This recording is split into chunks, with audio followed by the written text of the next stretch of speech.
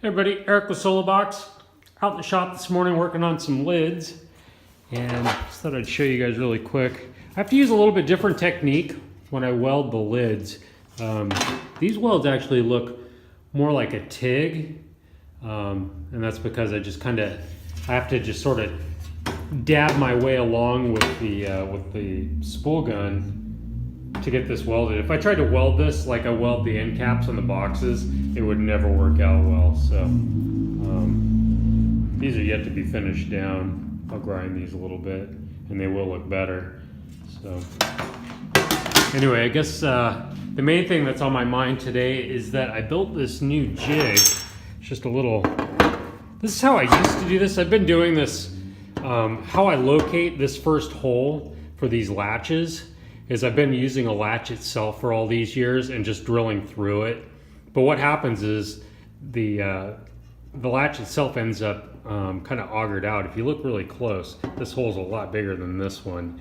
And so the real drawback to this is not only does it ruin the piece over the course of time by drilling through it, which makes this so I can't use it anymore, but also this controls side to side where the hole goes, but it's not really good for up and down.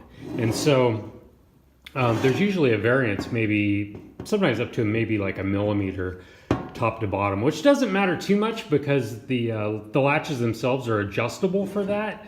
So it's not a huge deal. But what I did was I made this little jig yesterday to locate where that first hole goes. And the nice thing about this is if you look really close, there are crosshairs that run right through the center of that hole. So as this gets augured out, I can fill it back in with some aluminum from the gun and just drill it back out again.